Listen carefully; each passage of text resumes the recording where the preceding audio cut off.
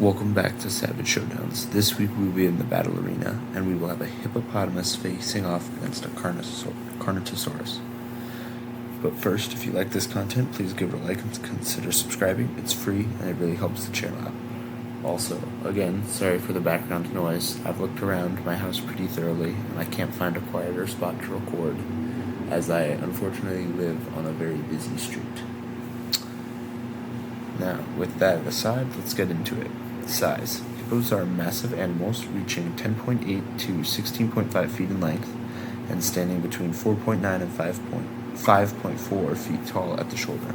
They can weigh in between 2,870 and 9,920 pounds, with males being significantly larger than females. Please note that the high end of this spectrum are indeed high ends of the range spectrum and do not represent the average for all hippos. Strength. Hippos have one of the strongest bite forces of any living land animal, estimated to be between 1,800 and 2,000 psi, or 8,100 to 8,900 newtons. Their jaws can crush bone, vehicles, and even crocodiles, with there being reported instances of smaller crocodiles being cleaved in two. Speed. Despite their bulk, hippos can reach speeds of between 19 and 25 miles per hour on land over short bursts. In water, they gracefully push themselves along the bottom, capable of holding their breath for 5 minutes, allowing them to burst out of the water at some pretty impressive and terrifying speeds. Stealth. While in the water, hippos are able to rely on the water for camouflage, especially the dirty water, often surfacing silently, and being completely camouflaged. On land, they aren't very stealthy, but they can at least run to the water. So, while in the water, the hippos will receive a high stealth score, and on land, they will have a low one. Weapons and armor. Hippos' weapons consist of massive tusk-like canines and incisors, as well as incisors that can grow over 20 inches long.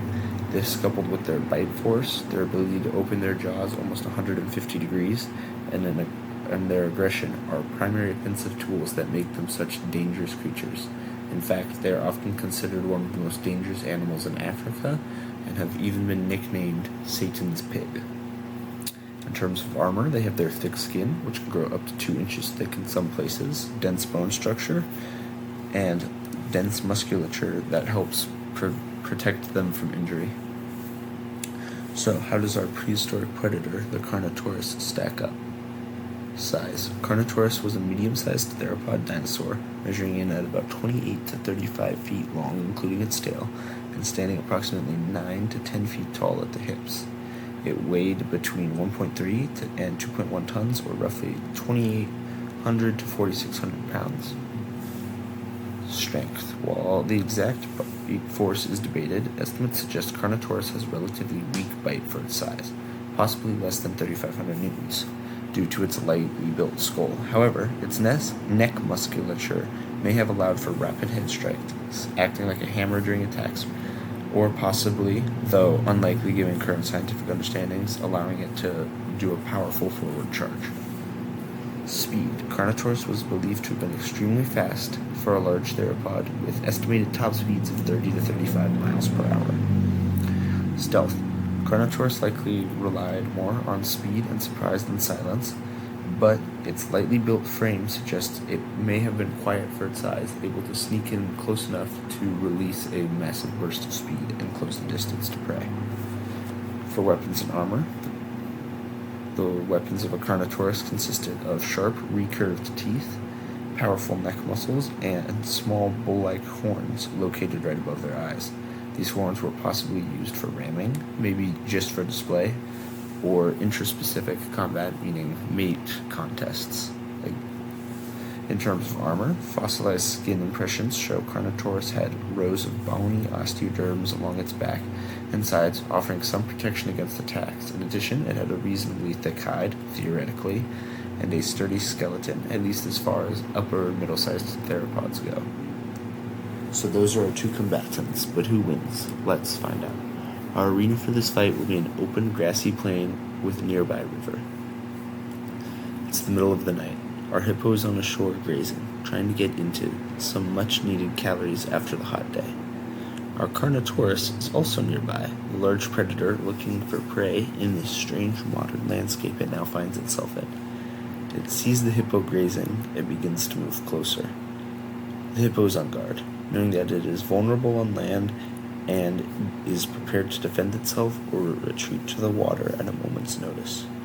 Suddenly, the Carnotaurus charges, rapidly closing the distance with its high speed. The hippo hears the heavy footfalls and turns to look, but it is too slow. The Carnotaurus is right next to it, and it slams its head down like a hammer, its bow-like horns gouging deep into the large herbivore's flesh. The hippo spins and slams its head into the Carnotaurus. The agile bipedal dinosaur, however, is only knocked away and is able to stay upright. The hippo follows up by attempting to bite the Carno in a charge, but the faster dinosaur, thanks to remaining on its feet, is able to get away.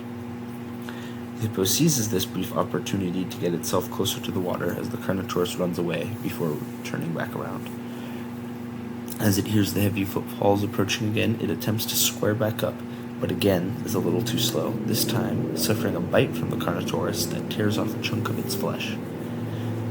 As the Carno backs away to gobble up its prize, the hippo again moves closer towards the water. It is now close enough to the water that the ground is a little muddy, and as the Carnotaurus approaches yet again, the mud slows it down just enough for the hippo to square up. While the hippo fails to immediately bite the Carno rapidly turns to abandon its attack when it sees it's running towards the face of the hippopotamus, and as it doing so slips in the mud. The hippopotamus is able to capitalize, biting down on the Carnotaurus' chest with its massive bite force, crushing it like a grape and killing the dinosaur instantly. Hippo wins. The key factors for this fight were actually terrain. The hippo wins this fight if it takes place in the water, and will likely either win or at the very least scare off the Carno if this fight took place on the water's edge and the hippo lunged out.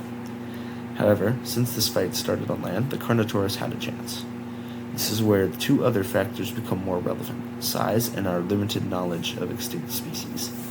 The size of the hippo for this fight was on the high end of the spectrum, as it always is for our fights, and the size difference was a major reason the hippo won. Our nearly 10,000-pound hippopotamus was just too much for our 4,600-pound Carnotaurus. However, had the hippo been smaller, the Carno would have been able to put in more damage and likely would have won. But as it stands, the Carno needed to put in a lot more effort to do substantial damage to our hippo and was unable to pull it off. As far as my comment about our limited knowledge goes, I believe that if Carnotaurus charged similar to how a Pachycephalosaurus or a modern-day bull would, that it would have won this fight by gouging and knocking over the hippo with the sheer force of its speed and mass. And once the hippo was knocked over, it could easily tear into it and kill it, as once on its side, the hippo would be relatively defenseless. However, because this isn't our current understanding of the Carnotaurus and its behavior, I didn't put that into the fight. So, as our current understanding suggests, and the size of the individuals used, hippopotamus won. Let me know what you think in the comments down below. Feel free to suggest any future fights. Don't forget to like and subscribe, and I will see you in the next Savage Showdown.